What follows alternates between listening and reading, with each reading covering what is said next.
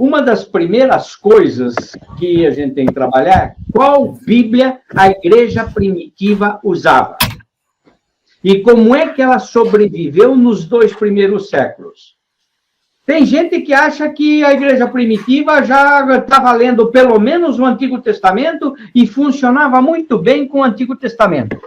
Mas não havia Antigo Testamento. Tinha sim a Torá, que são os 5 primeiros livros.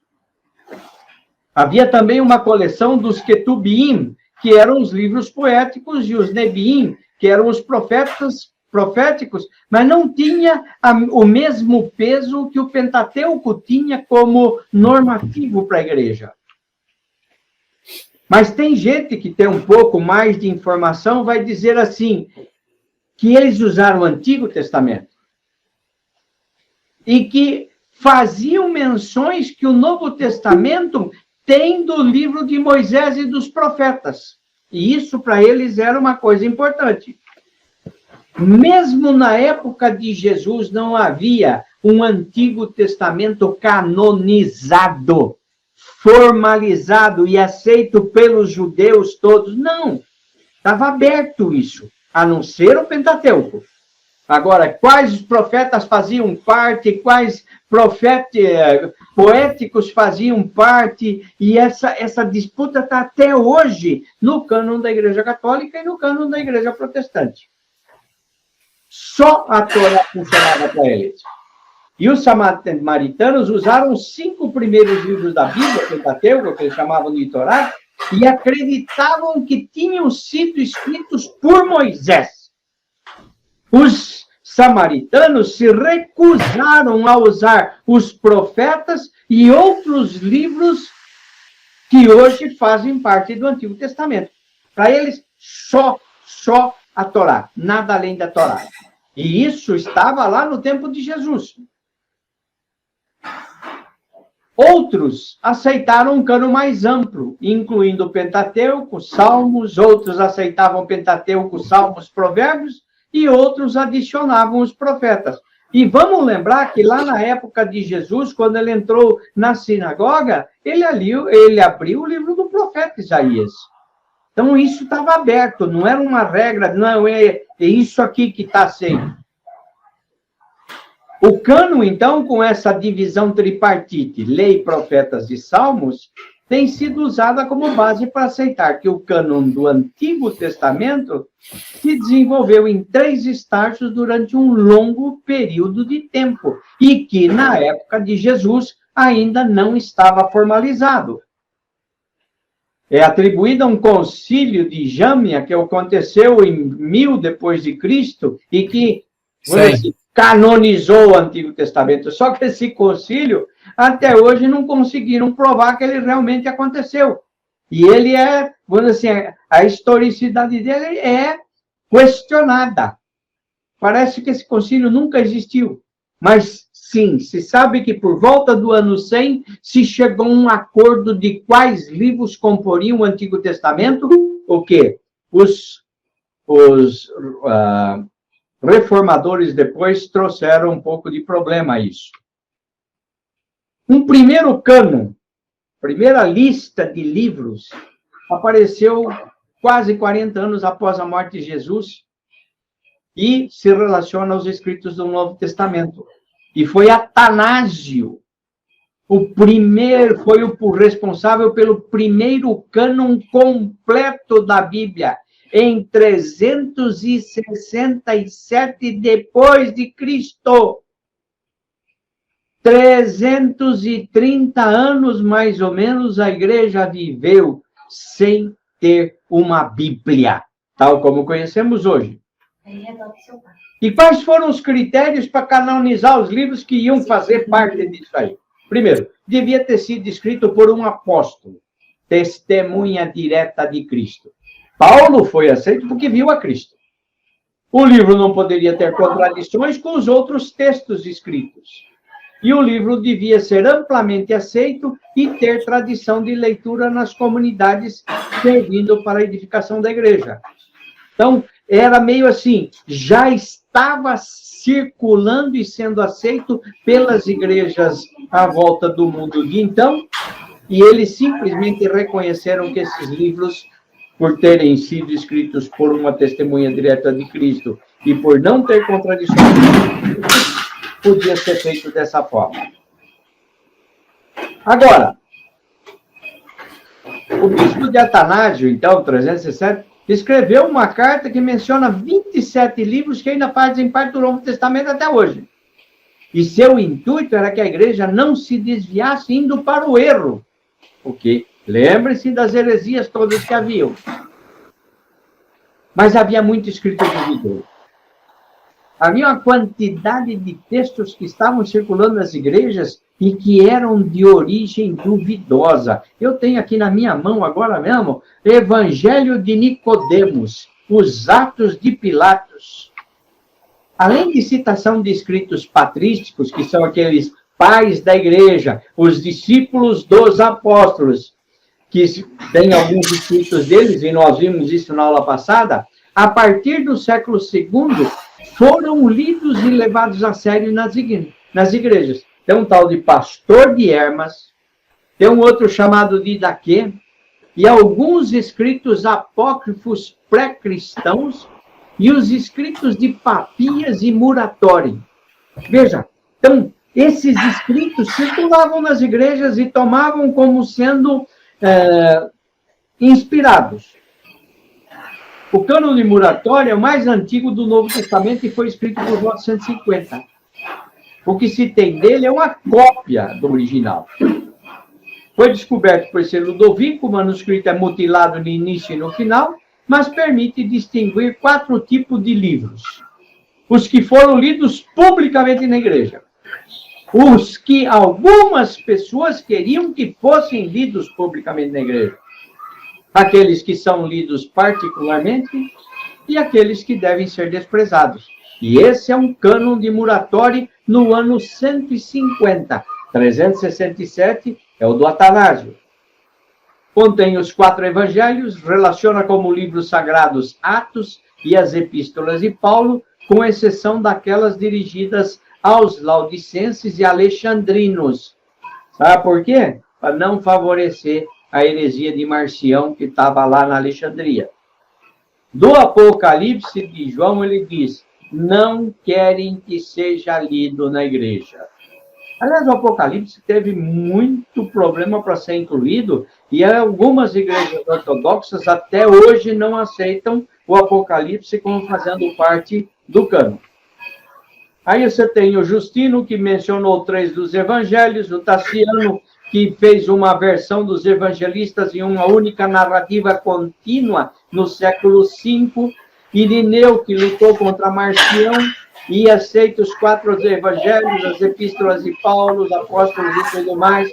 E Atanásio disse que nenhum outro livro poderia ser considerado escrita cristã, mas admitiu que alguns podem ser úteis para as devoções particulares.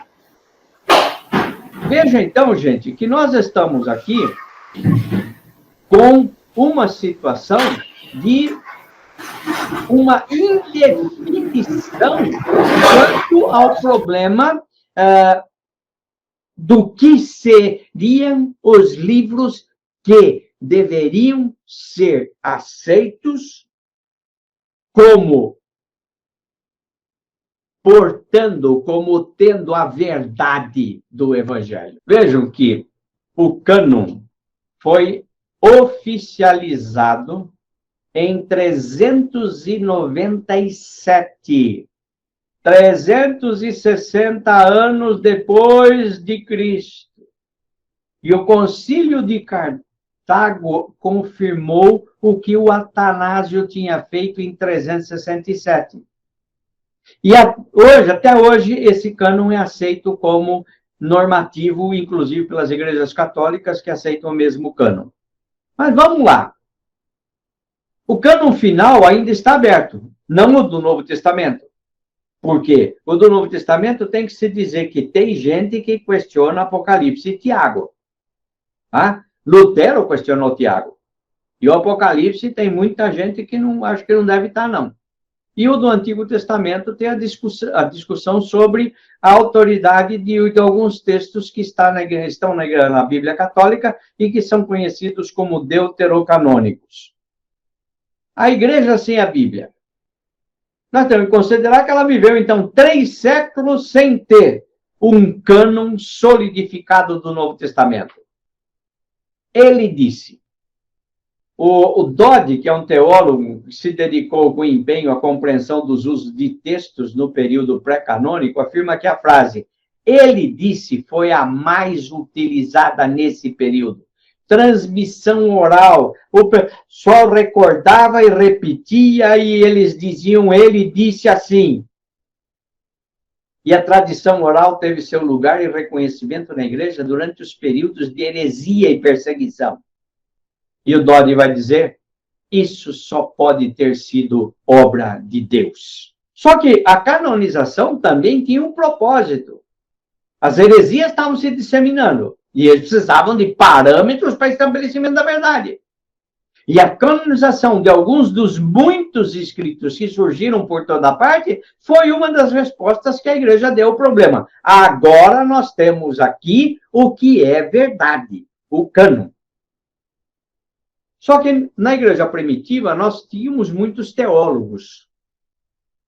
E nesse processo de discussão das heresias e discussão sobre quais livros e tudo mais, esses teólogos participaram. Nós já vimos os patrísticos. Para entender a história da igreja, nós precisamos também entender a vida, o pensamento e obra de grandes personagens. E especialmente os que tiveram papel relevante nos concílios ecumênicos. Ário, Nestório, Eutiques, Dióscoro, Cirilo, Teodoreto.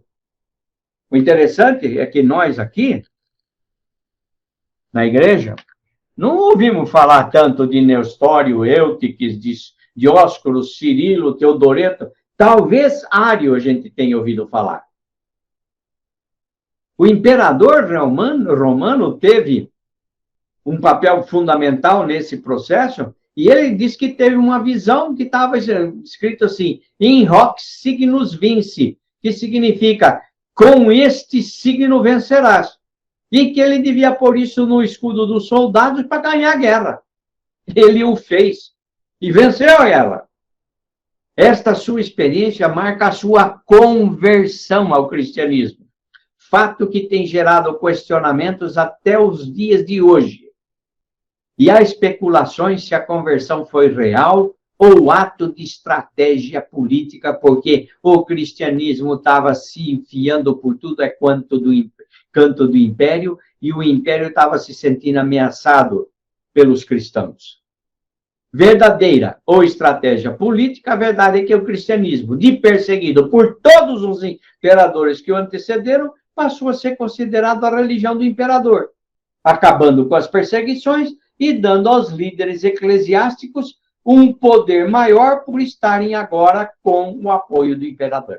E aqui, então, vejam que nós estamos trabalhando esse processo de, não só de institucionalização, mas eu chamaria assim, esse processo de imperialização da igreja. Por quê?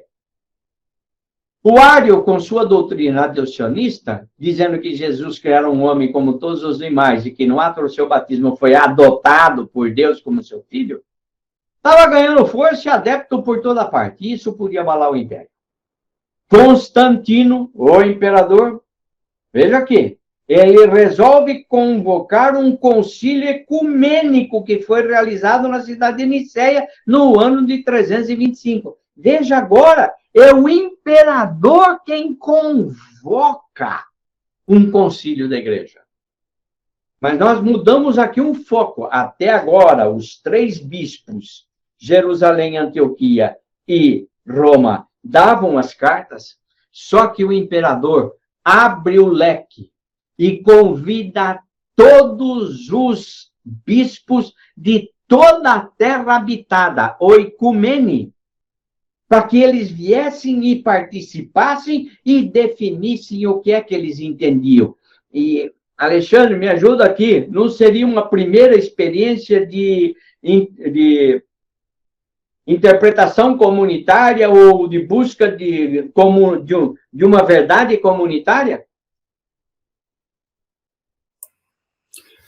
Eu não sei se dá para a gente cravar que foi a primeira experiência, que não aconteceram outras nas comunidades locais, em determinadas regiões. Pode ter acontecido isso. Eu, em certa medida, eu duvido, porque a gente está percebendo que nesses anos iniciais da igreja começou a se estruturar uma hierarquia.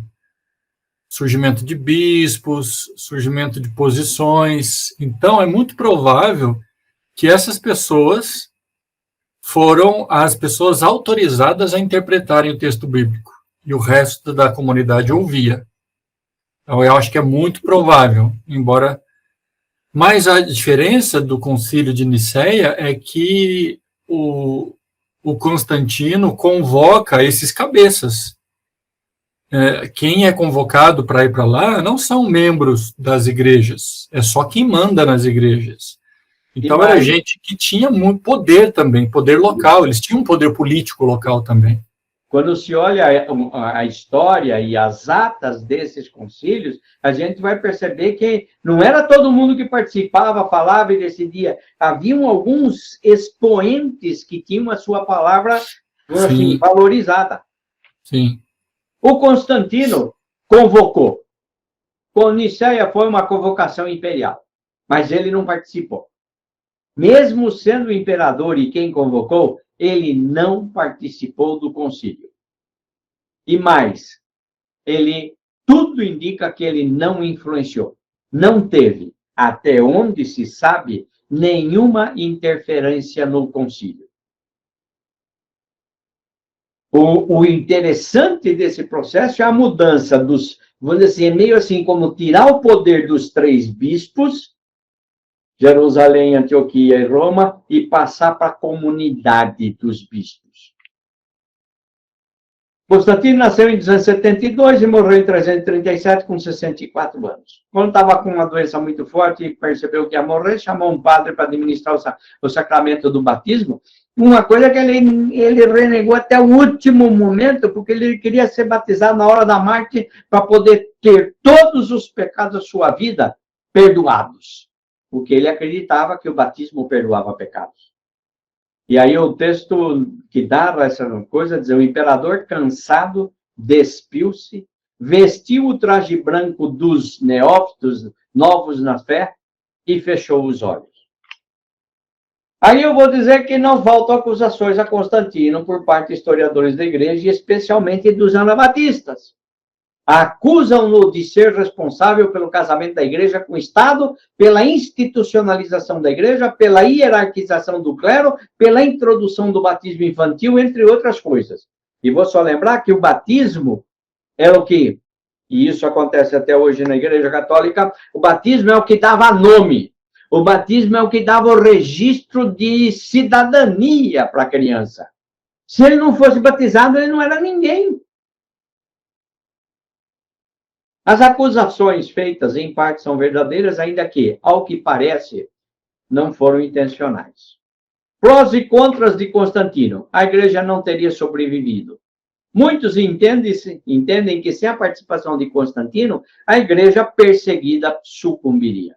A igreja não teria se estruturado. Sem a oficialização, seria a continuidade do organismo que se fragmentaria indefinidamente. Por quê? Foi Constantino quem declarou a religião cristã como sendo a religião do império. E a igreja perderia com as heresias. As heresias estavam minando a vitalidade e unidade da igreja, em especial o adocionismo, aquele que diz que Jesus Cristo foi adotado para ser filho de Deus.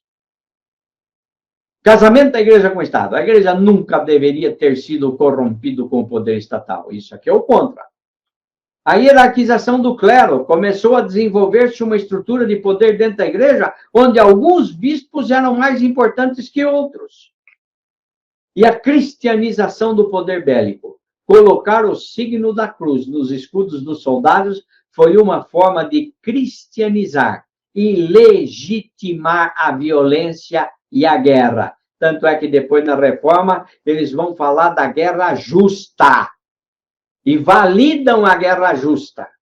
O que os anabatistas vão dizer, não existe guerra justa. Toda guerra é pecado.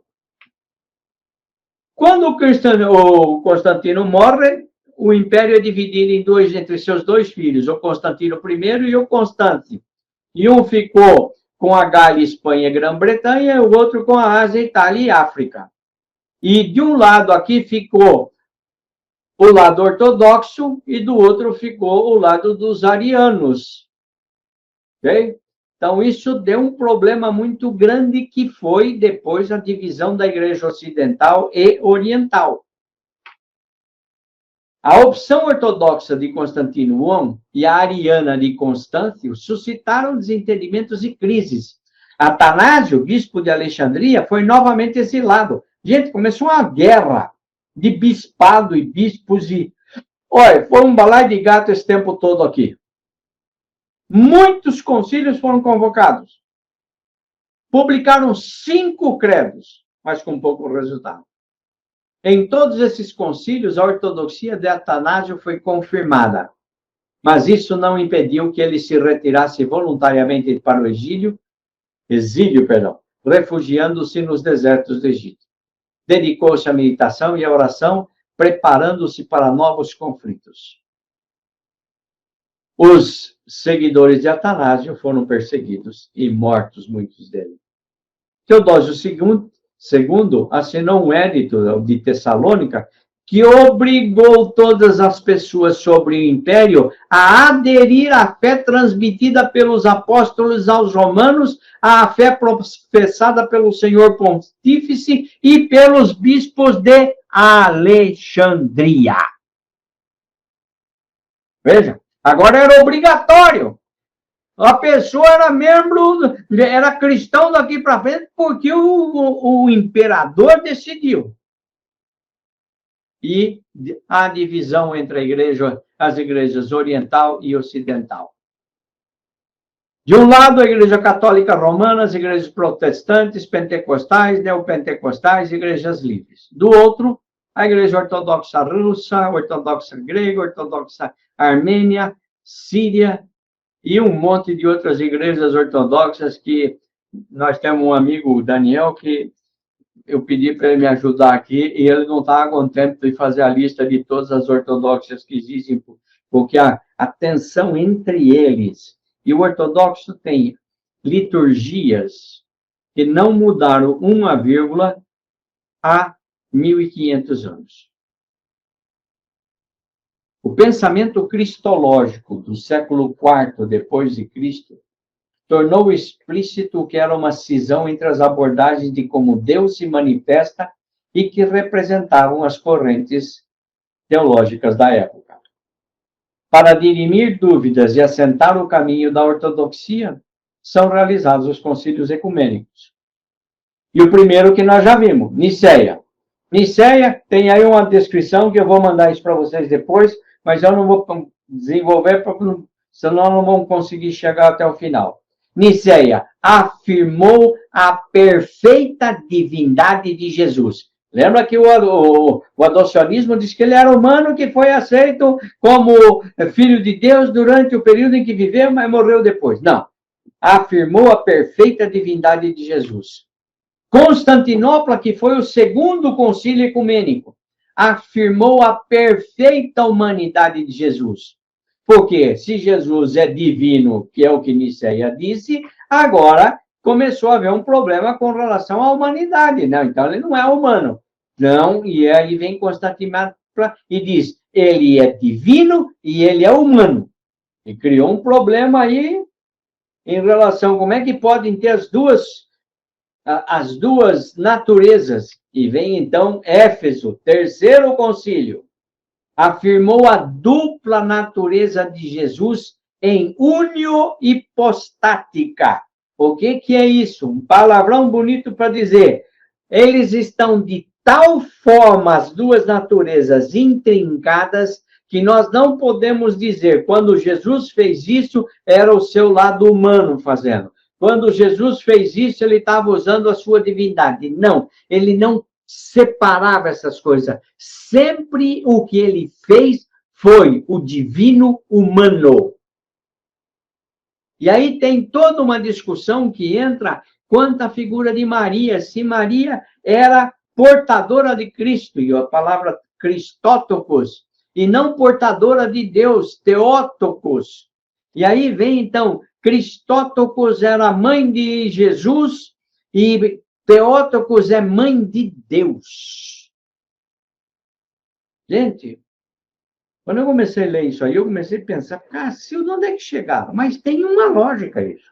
Se ela é mãe de Jesus e Jesus é Deus, é divino, logo ela gerou a Deus. Mas essa é uma discussão que deu uma briga doida e até hoje nós não sabemos conciliar a igreja ortodoxa com as igrejas do mundo ocidental.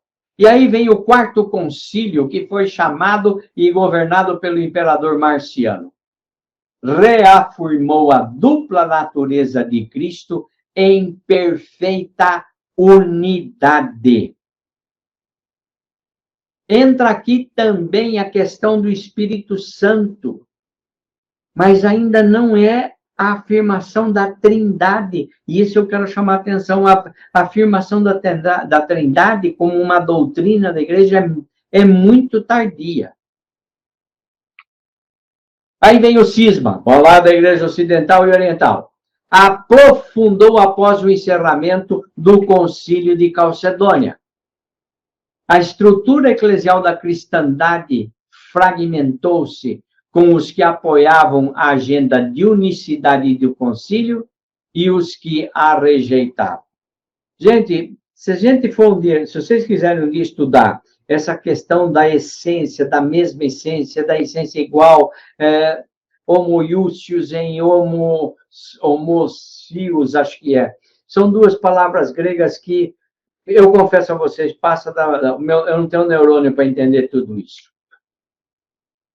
Alguns grupos hesitavam esperando que o império fizesse uma declaração mais assertiva sobre as questões. Veja, agora era o imperador quem tinha que decidir qual era a doutrina correta.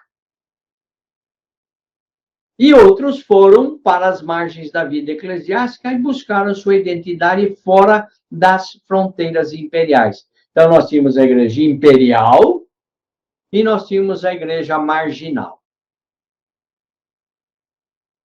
A imperial esperava do imperador uma definição, a marginal dizia assim, vamos criar nossa própria identidade. Calcedônia teve consequências desastrosas para a unidade da igreja. Representa até hoje o principal obstáculo para a cristandade dividida.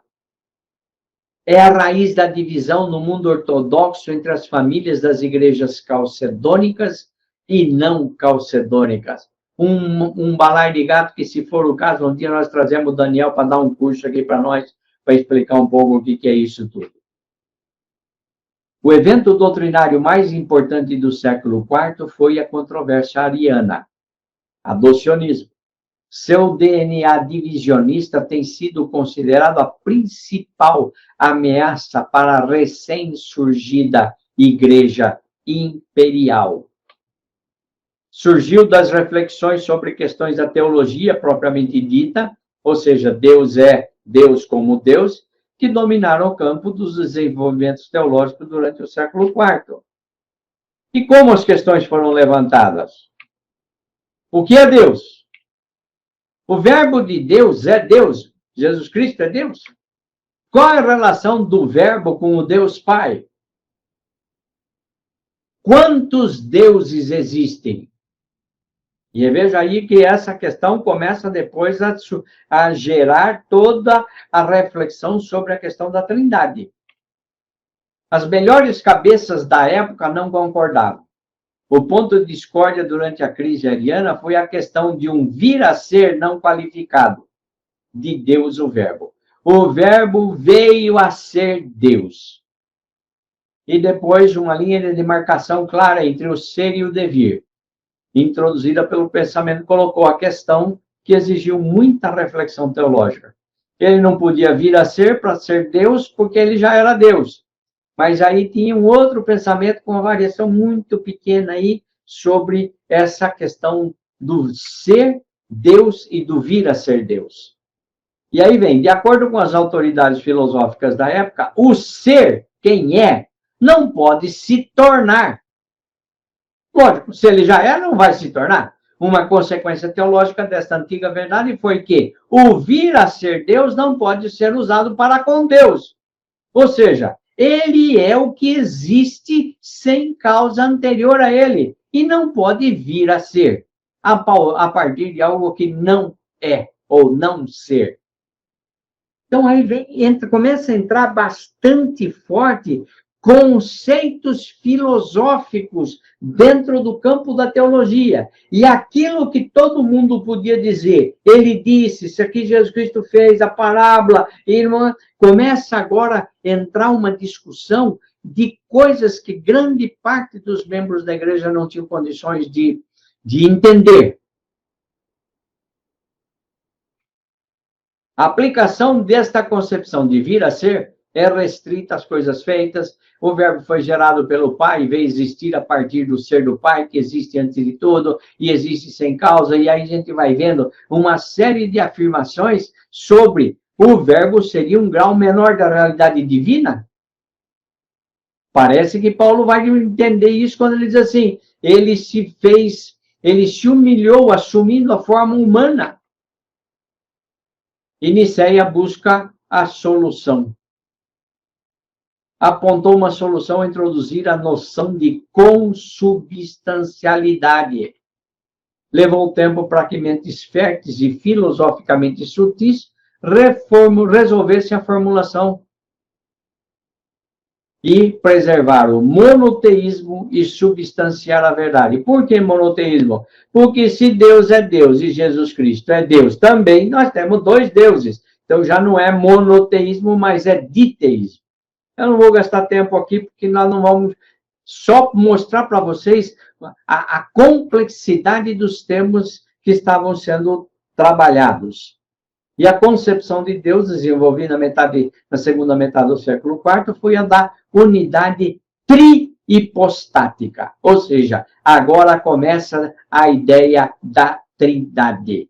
Na segunda metade do século IV, depois dos anos 360, mais ou menos.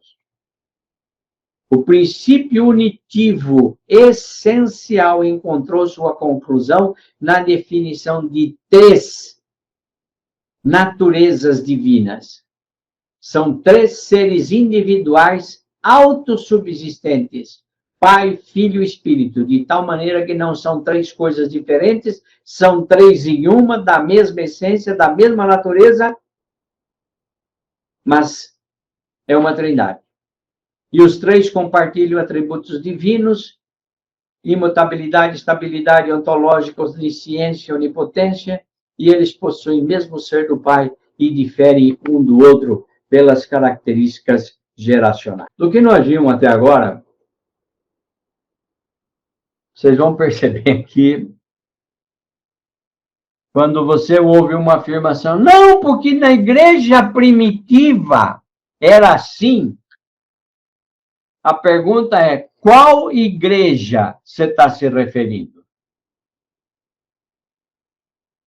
Porque não havia uma unidade de pensamento e teologia nas igrejas nos primeiros 300 anos, e mesmo depois dos 300 anos.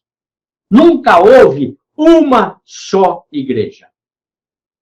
Cláudio, teu microfone está fechado, como é que você vê essa quantidade de celeumas, de heresias, de filosofia entrando no meio da teologia da igreja primitiva? Como que eu vejo? Uai, é um problema grande, né? A gente vê ainda hoje, na época que a gente vive, tanta heresia, né? E a gente tem que lutar, mas nós temos a Bíblia, né? E naquela época eles não tinham, né?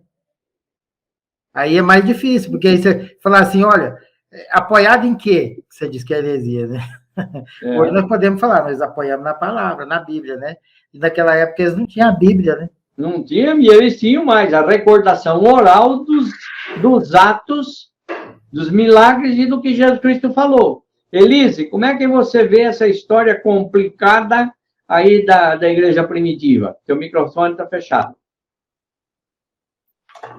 Isso aí atrapalhou muito, né? Dividiu muito, a doutrina era pura, santa, e de repente começou a sujar o negócio ali, né?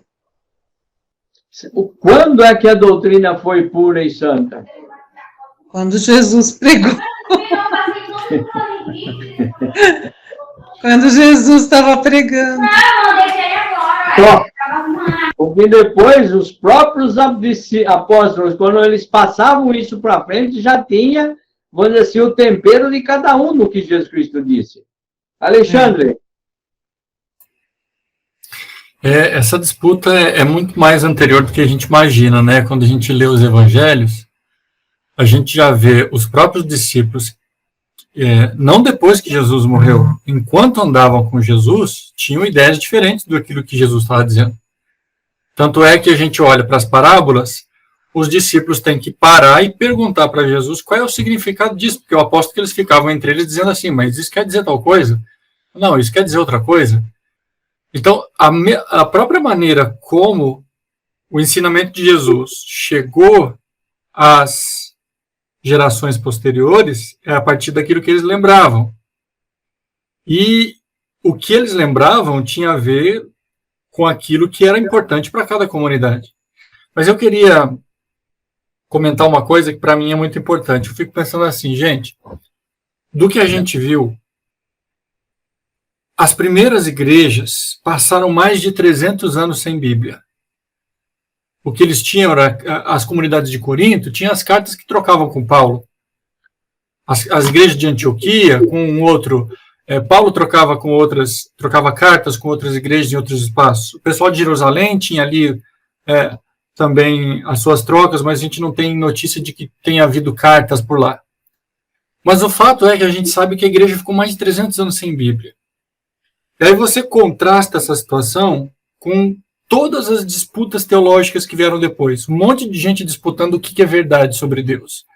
Qual que é a natureza de Deus, como Deus veio, como é Jesus Cristo, qual é a posição de Maria em relação a isso. Eu olho para essa história e fico pensando assim, Deus teve misericórdia de toda essa gente anterior, 300 anos sem Bíblia. E o que eles fizeram? O que era mais importante?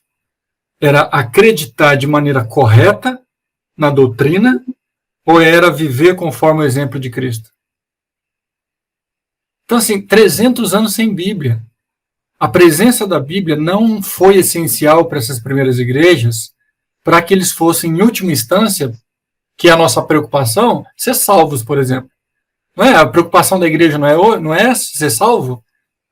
A gente entrou nesse lugar de que a única ou a maior preocupação que a gente tem é de ir para o céu. E o que a gente tem que fazer para ir para o céu? A gente tem que seguir a doutrina. E aí a gente vê que a doutrina foi uma disputa gigantesca nos primeiros, pelo menos 1000 anos da igreja, e que nos primeiros 300 não tinha nem Bíblia. Então o que era essencial? Não era a doutrina. Não eram as disputas sobre saber quem era que é Deus, era preservar o estilo de vida de Jesus. Era isso que era mais importante. Infelizmente, a gente caiu nessa história e continua brigando até hoje por doutrina. Deixa eu colocar uma pergunta aqui. Seria possível hoje uma igreja sem Bíblia? Cláudio? Oi? É possível a gente ter uma igreja sem a Bíblia? Já que a Bíblia não fez parte dos 300 primeiros anos da igreja? Olha, pastor, teria que andar num nível de intimidade com Deus muito maior, né? Porque eles deveriam ter uma intimidade através da pessoa do Espírito Santo muito grande, né? Porque aonde eles recorriam para tomar, para estabelecer, né, um padrão, né? Mas sabe que o que eu sinto é que esse nível de intimidade começa a haver uma concorrência entre os irmãos, que é o que acontece nos testemunhos das igrejas hoje. Cada um que vai dar um testemunho tem que ser mais espetacular, mais do que o anterior, porque a competição... Mais espiritual. É, mais espiritual. Pastor, é tão interessante isso que você falou, porque, assim, eu vi o testemunho das pessoas, da conversão das outras pessoas, no começo, quando eu converti, né? Ah, é uma fumaça, eu fui lá no céu, aquela coisa toda. Aí eu ficava pensando, será que eu converti mesmo? Porque eu não tive isso, né? Aí a gente, assim, as pessoas, elas enfatizam muito o começo, né? Mas, na realidade, o que vai definir é o final, né? Sim. E aí vem o que o Alexandre falou. O que importa não é repetir a doutrina correta, mas é ter uma vida cristã que mostre Cristo. Amém. Porque, inclusive, a evangelização que a gente está acostumado a fazer é que o sujeito, vamos dizer assim, aceite um discurso racional sobre Jesus Cristo. Mas não é tanto uma questão de mudança de vida. É aceitar Jesus Cristo. Depois... aliás, ontem eu pus na coisa da igreja um negócio que foi o Daniel quem mandou para mim, de uma cena do apóstolo, de um filme sobre o apóstolo Paulo, em que ele conversa com o sujeito e falou, não, eu não estou querendo converter você. É Deus quem vai estar derrubando as tuas barreiras. E vai ter a hora que ele vai fazer isso, não sou eu. E aí vem o cristão que teve essa experiência com Deus, é aquele que sai, na palavra grega, com metanoia. Ele sai com uma virada na vida, uma mudança na vida. E não é uma coisa que ele começa a fabricar, é uma coisa que começa a sair espontânea. Então, aí vem a grande questão que o Alexandre levantou e que eu também fico pensando. Quantas vezes, quando a gente foi estudar a igreja medieval, como teve briga doutrinária e como o Rubem Alves dizia que toda disputa de igreja é em cima de uma palavra. Marcos, tem outro comentário que eu ia fazer breve, que é o seguinte. Nessa história, nesses primeiros anos da igreja, quando Constantino assumiu, houve 3 grandes divisões. A primeira era dos que não aceitavam essa união da igreja com o Estado, que era chamado e eles, inclusive, saíram da sociedade, eram os monges. Então, eles chamavam esse movimento monástico da igreja. Eles não só não quiseram fazer parte do Estado ou ser uma igreja oficial, como eles abandonaram as cidades e foram viver em monastérios. Sim. Para a dedicação de uma vida espiritual, esperando o retorno de Deus, enfim. Um outro grupo meio que ficou em cima do muro, esperando assim, qual é o benefício de se tornar? Porque assim, havia benefícios. Antes você era perseguido e morto. Te jogavam no Coliseu para os leões comerem, te pregavam em cruzes. Agora você não é somente aceito, como você tem um status diferente das pessoas que têm outra religião. E o terceiro grupo foi o que se aliou ao Estado. Tanto é que praticamente tudo que a gente tem de modelo de igreja, de arquitetura de igreja, de procissão, liturgia, tem tudo a ver com o que se fazia no Império Romano, grande parte. Aliás, e aí eu fico pensando assim, de tudo isso, né? Será que Deus não teve misericórdia dos monges e eles não foram salvos? Deus não teve misericórdia dos que não quiseram nenhuma relação com o Estado? E Deus também não teve misericórdia com os outros que por uma série de razões, até por sobrevivência, acabaram prestando culto ao imperador? Então, assim, eu não sei. Mas eu fico pensando que o mais importante de tudo isso assim, não é a disputa teológica. Não quer dizer que eu não me importe com a Bíblia. Eu acho a Bíblia maravilhosa. Mas a Bíblia é um testemunho sobre Deus. A Bíblia não é Deus. Eu acho que a gente dá uma ênfase maior na Bíblia do que a gente deveria. A Bíblia é um caminho possível para Deus, mas Deus revelou antes mesmo da Bíblia existir. E a igreja existiu por mais de 300 anos sem a Bíblia. Pastor, uma pergunta aqui. Quando Jesus ele falava, no momento lá que ele estava lá resistindo o diabo, né, na tentação, que ele falava, está escrito. Esse está escrito era onde? Em textos do Antigo Testamento. É. Lembra-se que Jesus Cristo, ele usou profetas. Ele usou os salmos. Tanto é que na cruz ele falou a frase do Salmo 22. E ele diz que na conversa que ele teve com os caminhantes de Emaús, começando por Moisés, mostrou para eles tudo o que sobre ele estava escrito. Então, Jesus Cristo tinha parece que ele aceitava a Torá, os poéticos e os proféticos. Tá? Só os samaritanos não aceitavam os poéticos e proféticos. Porque, assim, na realidade, assim, eles não tinham a Bíblia, né? Mas eles tinham, no caso aí que o senhor está falando, a Torá. A Torá. E muitos sabiam. Os judeus. Os cristãos judeus, porque os cristãos gentios não ligavam para a Torá. Não. Nem para o Antigo Testamento. Não. Porque aí a tensão entre Jerusalém e Antioquia. Os cristãos de Jerusalém aceitavam a Torá, mas os de Antioquia não queriam nem saber dessas coisas. E veja quando Pedro foi encontrar lá com Paulo e teve lá um problema depois, que Paulo dá uma reprimenda em Pedro, é por causa dessa coisa.